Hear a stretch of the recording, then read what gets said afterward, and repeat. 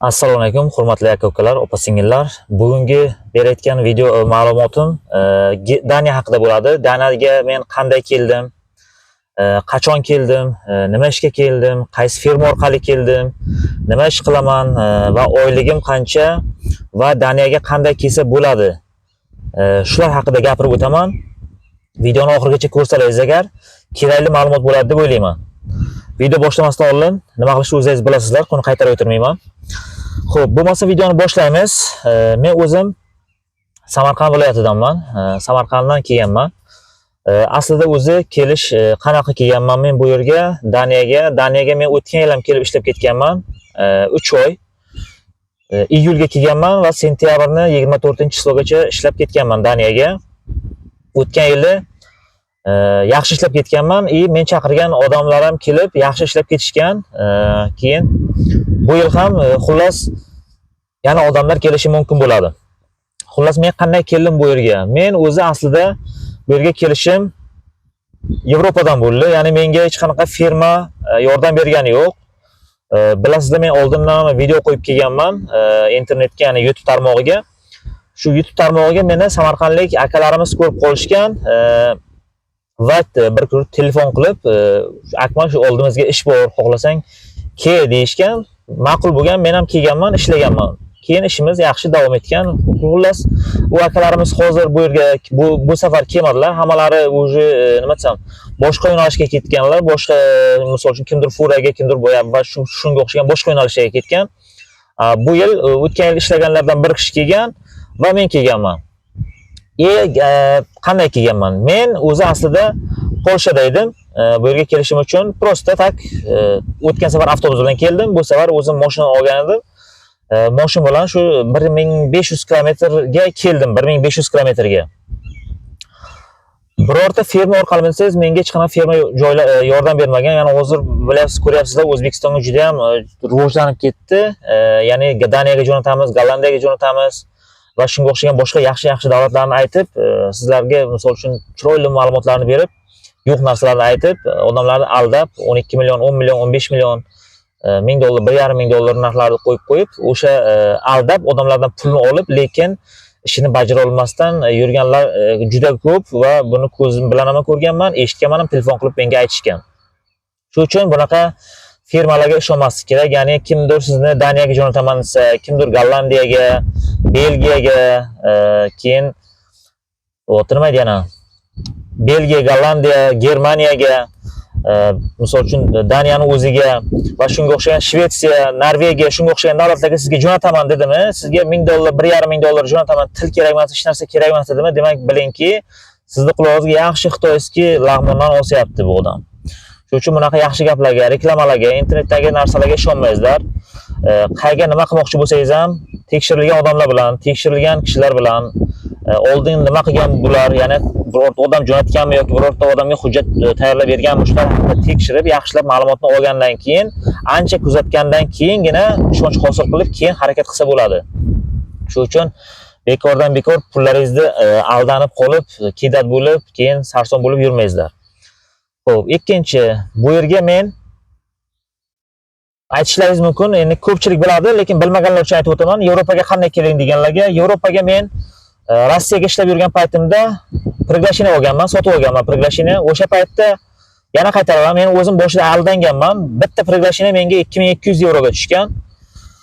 Xo'p, o'zi aslida uni bepul olsa ham bo'lar ekan. Misol uchun odam o'zi harakat qilib, izlansa, intilsa, bepul olsa bo'lar ekan o'sha priglasheniyani. Lekin men bepul olganim yo'q. Meni priglasheniyam 2200 yevroga tushgan, bitta priglasheniya. Keyin uni sotib olsa ham bo'lar ekan. Hozir misol uchun o'zim ham qilib beryapman priglasheniya Polshaga. Endi bu boshqa mavzu. Prosta aytmoqchi bo'lganim, men priglasheniya sotib olganman. Hech kim menga savobga yoki butchiga qilib bermagan priglasheniyani. Meni Polshaga hech kim butchiga chaqirmagan yoki boshqa narsaga chaqirmagan. Men priglasheniya sotib oldim, navbatga qo'ydim. Navbatga qo'ygandan keyin navbatimni kutdim. Misol uchun meni navbatim hammani har xilga keladi. Kimgadir o'sha paytda 1 oyga ham keldi, 3 oyga ham keldi, 5 oyga ham keldi. Men bilan bir kunga navbatga qo'ygan odamniki 3 oyga keldi. Meniki 1 yil 2 oyga keldi.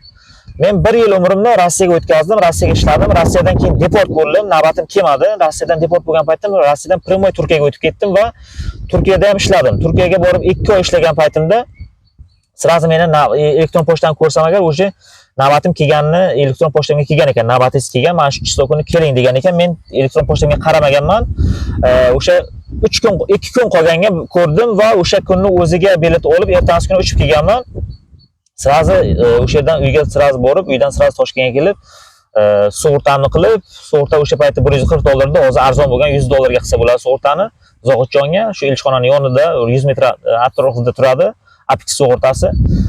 Yana bitta narsa aytiraman, shu yerga Zohidjon deganda kimda kim agar sug'urta qilmoqchi bo'lsa, ishonchli sug'urta kerak bo'lsa, insofli, ishonchli va yaxshi ma'lumot berayotgan sug'urta xizmat kerak bo'layotgan bo'lsa, Zohidjonga aloqa chiqsangiz bo'ladi. Men Zohidjonni nomerini ham qo'yib o'tib ketaman, yo video taglarida, yo bo'lmasa opitsiyada, kommentariyada qo'yib ketishim yoki kommentariyaga yozsangiz ham nomer deb men Zohidjon nomerini tashlab o'tib ketaman sizga. Keyin Zohidjonni misol uchun kim vizaga topshirgan bo'lsa, kimda kim atkaz olgan bo'lsangiz agar, atkaz olish nasib qilmasin-u, hamma vizasini olsin, lekin kimda kim atkaz olsa agar, atkazni appelyatsiya orqali topshirsangiz bo'ladi. Endi bu ham hammaga 100% chiqadi degani emas. Lekin appelyatsiyaga ko'pchilikka misol uchun mana shu bugungacha 80 tami 82 ta viza olindi o'sha appelyatsiya tarafdan. Yaxshi beryapti uni. O'tirmay vizani appelyatsiyadan yaxshi beryapti. Hozir bitta yangilikni aytib o'taman. 1-maydan boshlab O'zbekiston fuqarolariga, ya'ni butun O'zbekiston, Tojikiston hamma fuqarolarga, ya'ni O'zbekistondan topshirayotgan kim O'zbekistondan Tojikiston topshiradi, kim o'zbekistonliklar topshiradi. Shu ikkita vatandoshlarga viza berish kuchaydi. Qanday kuchaydi? Oldinlari misol uchun 4 kishiga viza bergan bo'lsa, hozir 15-20 kishi viza olib chiqyapti kuniga. Chunki Polshaga yangi qonunlar chiqdi, prezident qarorlari chiqdi. Misol uchun viza berishni, priglasheniya berishni sal osonlashtirish degan qanaqadir qonunlar chiqdi. Shunga qarab, priglasheniyalar ham, vizalar ham hozircha yaxshi berilyapti. Undan keyin u qonun chiqqandan keyin mana yozga yangi qaror chiqdi. Oldin misol uchun priglasheniya olish uchun faqatgina bitta pasportingizni, shu bitta rasm bor tarafdan jo'natayotgan bo'lsangiz, hozir misol uchun bizlardan so'rayaptiki, pasportni hamma varog'ini skaner qilib yoki rasmga tushirib bir xil razmerda tashlanishi kerak ekan. Hammasini qaytadan proverka qilib, tekshirib, keyin qabul qilinar ekan. Misol uchun oldin bizlar topshirganmiz, bittadan rasm topshirganmiz. O'shalarga ham bizga aytishgan, misol uchun qaytadan rasm jo'natinglar deyishdi. Biz o'sha misol uchun 24 ta odamnikini pasportini qaytadan rasmga olib jo'natdik. Ularni 2 kunga tasdiqlandi va o'sha tasdiqlanganlarni o'sha topshirgan odamlarga topshirib jo'natib berdik. Xullas, kimda kim priglasheniya qilmoqchi bo'lsa, kim qayga qilsangiz ham farqi yo'q. 3 yillik priglasheniya qilishingizni tavsiya qilaman, chunki 1 yillik priglasheniyani navbati tez kelib qoladi. Ya'ni navbatingiz kelguncha o'zi kam qoladi va elchixona yo'q qabul qilmaydi, yo bo'lmasa sizga 100% atkaz beradi o'sha 1 yillik priglasheniya bilan. Shuning uchun priglasheniya olishda 3 yillik qayerdan olishingizdan qat'iy nazar, imенно mendan emas yoki boshqa любой joydan olsangiz ham, o'zingiz olgan taqdiringizda ham 3 yillik priglasheniya olsangiz, sizga bu juda foyda keltiradi va viza olishingizga ancha yordam beradi. Xullas, ana shunaqa priglasheniyani iloji boricha skladdan keyin stroykani yaxshi kompaniya, stroykani ham yaxshi kompaniyalardan olish kerak. Keyin furachi akalarimiz bo'lsa, fura kompaniyalaridan olsa agar, sanoqlari yaxshi bo'ladi, priglasheniyalari yaxshi bo'ladi. Xullas, bu haqida gapirdim. Endi sizlarga misol uchun Daniyaga kelishdi, sizga o'zim qanday kelganimni tushuntirib berdim. Siz qanday kelsangiz bo'ladi, o'sha haqida gapirib o'taman.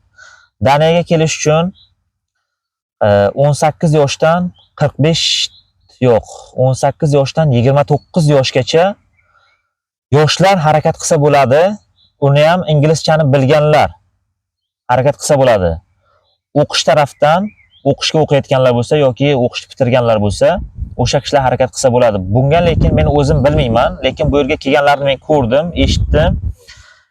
Qanday kelganlarini va qaysi kompaniya tarafdan kelganlarini 100% aytishmaydi, sekret saqlashadi. Chunki biron kishi bilib qolsa agar, odam ko'p kelishi mumkin. Bu yerdagi yurgan aka-ukalarni nonini yarimta qilishi mumkin. Shuning uchun hech kim bu yerga sirini aytmaydi, sizga qanaqa kelish kerakligini. Men o'zim qanday kerakligini men o'zim Yevropada bo'lganligim uchun meniki juda oson bo'lgan. Shuni mashinani haydab kelganman yoki avtobusga minib kelganman. Atak O'zbekistonda bo'lsangiz, Qozog'iston, Qirg'iziston, Tojikistonda bo'lsangiz, sizga juda katta qiyinchilik keltiradi bu. Ya'ni 18 dan 29 yoshgacha bo'lganlar 1,5 yillik shartnoma bilan firmalarga kelishi mumkin. Firmalarga 18 yoshdan 29 yoshgacha bo'lgan yoshlar faqat, til bilganlar, inglizchani yaxshi bilganlar keladi, u ham через Turkiya. Turkiyaga borib, Turkiyaga suhbatdan o'tib elchixonaga, Turkiyadan viza olasiz, keyin kelsangiz bo'ladi. Atak birov sizga aytsa, men seni jo'natib beraman, pasportingni o'zing jo'natasan, Bangladeshdan olasan yoki Tunisdan olasan yoki Barkado, Barbaris, Marmarisdan olasan desa agar ishonmaysizlar. U kidat qiladi hammasi.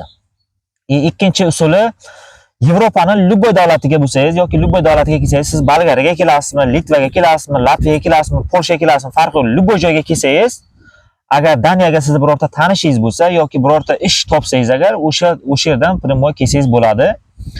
Komandirovkani qilib, agar komandirovkani qilib kelmasangiz agar noqonuniy, nelegal ishlab yurishingizga to'g'ri keladi. Bunga sizga hech qanaqa налог to'lanmaydi, hech qanaqa pul-mul to'lanmaydi davlatga va siz bu yerda nelegal hisoblanasiz. Bu yerda tekshiruvlar unaqa kuchli emas, lekin agar tekshiruv bo'lib qolsa agar, ushlasa agar sizga deportchani urib qo'yishi mumkin. O'tgan yili misol uchun o'zim bilaman, endi kimligini aytishim shart emas, bir kishini Daniyaga ushlashgan va necha kundir qamab qo'yishgan. Qamab qo'ygandan keyin o'zlari shu davlat o'zining hisobidan bilet olib O'zbekistonga jo'natib yuborgan. Va Daniyadan adashmasam deportchasi bor u odamni, toshni bilmayman, balki bordir, balki yo'qdir, lekin pasportiga urilmagan, balki bazaga kiritilgandir, lekin u odam O'zbekistonga borib o'sha Yevropaga kelib yuribdi, ya'ni hech qanaqa muammo bo'lgani yo'q, kirishdi ham, lekin Daniyaga kelgan yo'q o'sha kishi, boshqa ishlar bilan boshqa joylarda shug'ullanib yuribdi. Xullas, ana shunaqa Daniyaning ma'lumotlari mana shunaqa. Kelish uchun Yevropaning любой davlatiga kelasiz, Yevropaning любой davlatidan keyin kirib kelsangiz bo'ladi. Atak yosh bo'lsangiz, yo'l yo'rini bilsangiz, firmalar orqali, firmaning ham hammasiga ishonmang. Qarang, kelishingizga nechta pul ketadi deysizmi? Kelishingizga 4000 yoki 5000 dollar ketadi agar siz inglizchani zo'r bilsangiz agar. Uni ham qarang, men bunga yordam bera olmayman. Menga misol uchun yozib o'tirmaysizlar. Men hech kimga yordam bera olmayman Daniyaga kelishga. O'zbekistondan yoki Tojikistondan yoki Qozog'iston yoki Qirg'izistondan. Shuning uchun xafa bo'lmaysizlar mendan. Bunaqa ish meni qo'limdan kelmaydi. Bunaqa darajaga yetganim yo'q. Agar bunaqa darajaga yetsam agar, sirazi men aytaman, men shunaqa darajaga yetib keldim. Mana Daniyaga men sizlarni chaqiraman deb aytaman. Shuning uchun menga bekordan o'zingizni ham vaqtingizni yo'qotmang, meni ham vaqtimni yo'qotmang-ku. Bunaqa savollar berib o'tirishingiz shart emas. Shuning uchun Daniya haqida mana hamma kerakli ma'lumotlarni tushuntirib o'tdim. Eng qizig'i, hammani qiziqtirayotgan savol oylik masalasi qanaqa? Oylik masalasi o'tgan yili misol uchun men 1500 yevroga ishlaganman. Yotoq joyga pul to'lamaysiz. Sizga 3 mahal ovqat beradi. Zavtrak, obed, ujin beradi. 3 mahal ovqat beradi, hech qanaqa xarajotingiz yo'q. 1,5 yevro bu chista sizni kistangizga. Va o'tgan yili fura haydayotganlarga, endi fura qanday haydaydi? Misol uchun xuddi bizga o'xshab, biz raznorobochi yuradi. Prosta misol uchun meni deyaylikki, meni B kategoriyam bor. U sherigimni Y kategoriyasi, Y kategoriyasi ham bor. Ya'ni fura haydashga pravasi bor. Haftaga bir kun fura haydalanadi. Ya'ni qaysi kun? Bizlar misol uchun juma kuni programma bo'ladi, shanba kuni, yakshanba kuni obedgacha bo'ladi va obeddan keyin biz polni yig'ishtiramiz. Yig'ishtirganimizdan keyin juma kuni ertalab hammasini furaga joylabgandan keyin furalar bilan yo'lga chiqamiz. Birinchi tochkadan ikkinchi tochkaga. Misol uchun 30 kilometr bo'lishi mumkin, 50 kilometr bo'lishi mumkin, yoki 100 kilometr yoki 200 kilometr bo'lishi mumkin. O'shancha joyga masofaga haydab boradi, haftaga bir marta haydaladi. Shu haydagani uchun oyning oxirida misol uchun menga 1500 yevro berayotgan bo'lsa, bu Toshmat akaga 1800 yevro beradi. Bu narx hozirgi kunda o'zgargan. Bu yilga kelib, misol uchun Toshmat akaga 1900 yevro beradi, Akmal akaga 1600 yevro beradi. Xullas, oyliklarimiz mana shulardan boradi. Keyin yana bitta menga mana shunaqa narsa aytdiki, agar dedi sezonni oxirigacha ishlasang dedi, misol uchun sentyabr, men deylik 24-sentyabrgacha sezon bo'ladi. Oyligingni dedi misol uchun har oyni birinchisiga bergan oylik beradi. Boshida kelgan kunimizda 15 kun olib qolinadi. Shu qochib biror narsani buzib tashlab ketmaslik uchun bunaqa vaziyatlar bo'lingan oldin. Shuning uchun endi aslida pul olib qolish bunaqa narsa bo'lmagan, lekin odamlar kelib shu yopishtirib ketgandan keyin 15 kunlikni saqlab qo'yadi va 15 kundan keyingisini berib ketaveradi har oyi. Keyin qachon sezon tugaydi, bazaga hamma qaytadi, bazaga qaytgandan keyin qolgan o'sha oyligingizni hisoblab, mana bu 15 kunligingizni ham mana bu 1 oylikka qo'shib, 45 kunlikni bitta qilib sizga beradi va davay до свидания deb ketasiz keyin. Xullas, menga nima dedi? Agar dedi oyligingni misol uchun olmasang dedi, sezonning oxirigacha dedi, senga dedi har bir oyligingga dedi 100 yevrodan qo'shib beraman dedi. Menga ma'qul, menga xarajotim yo'q, misol uchun sigaret chokmayman. Ichimlik, ichsam agar bega ana qilish mumkin, nima desam. Xullas, farazon pul tushib turadi. Qanday tushib turadi? Uni keyingi videoda tushuntirib o'taman. U ham nelegal emas, uni xo'jayin ham biladi, qanaqa pul tushib turishini. Nelegal emas, lekin o'sha ichimliklarga, kola-polaga yoki biror shirinlik yegingiz kelsa, shirinliklarga yetadi sizga bemalol. Olayotgan oyligingiz umuman xarajat qilmaysiz. O'sha misol deyaylik 1600 euro oldingizmi, 1600 euroni shuni olib, shuni jo'nataversangiz bo'ladi. Sizda bu yerga xarajatingiz vobshe yo'q. Yegan ichganingiz bor, yotoq joyingiz bor, umuman xarajatingiz yo'q. Bitta xarajatingiz, bitta telefoningizga pul qo'yishingiz mumkin. U ham oyiga maksimum ketsa 10 euro, mana shunday yetadi 10 euro, ortiq ham qolib ketadi 10 euroni internetdagi anolari. Xullas, oylik mana shulardan boradi. Xo'p, yana sizlarga nimalar haqida gapirmoqchi edim? Yana bitta narsa aytib o'taman. Keyingi videoda bitta YouTube'da, keyin Instagramda va TikTokda konkurs o'tkazamiz. Menga misol uchun o'tgan yili bu yerda ishlagan paytimda O'zbekistondan odam chaqirganimda, O'zbekistondan bir urgutlik ukamiz kelgan edi. Yaxshi ishlab ketdi shu kishi. Xo'jayin davolni bo'ldi shu boladan. Yaxshi chotga ishladi, muomalasi ham, ishlashi ham zakon edi va o'zimiz ham o'tgan yil ishlab ketganimiz uchun bu yil menga aytdiki, o'zlarini ruminiyalik odamlar bor, ko'p yaxshi ishlayotganlari ham bor, lekin alkashlari bor, narkomanlari bor. O'sha narkomanlari misol uchun har oyning oxirida bu yerga qochib ketadi bir xillari yoki bir xillarini xo'jayini o'zi yoqmasa agar haydaveradi. Chunki ichadi, chekadi, ish payti ham shunaqa ishlar qilgandan keyin haydaveradi ularni. O'shalar joyiga odam kerak bo'ladi. Shu yil misol uchun men keldim, men kelgandan keyin menga aytdiki, Akmal dedi, misol uchun bolalar ketib qolishi mumkin dedi. Bizga dedi 3-4 ta odam kerak bo'ladi, balki 5 ta ham kerak bo'lishi mumkin dedi. Odam chaqira olasanmi dedi. Men aytdim, muammo yo'q dedim. Chaqiramiz, ya'ni hech qanaqa muammo yo'q, bu muammo bo'lmaydi dedim. Bo'ldi dedi, bu basa dedi. Men senga aytaman dedi, o'sha vaqt kelsa dedi. 3 tadan 5 tagacha odam kerak bo'ladi dedi. O'sha payt chaqirasan, kelsa dedi, ishni boshlaymiz, ishni davom ettiramiz sezonning oxirigacha dedi. Xo'p dedim. Endi bu qanaqa bo'ladi? Bitta odam aniq kelishi, endi u ham endi agar balki ishga chiqib ketmasa agar kelishi, agar boshqa ishga chiqib ketsa aniq emas. Kelsa agar yaxshi. Xullas 5 kishi kerak bo'ladi. Qanday saylaymiz? YouTube'dan 2 kishini saylay olamiz.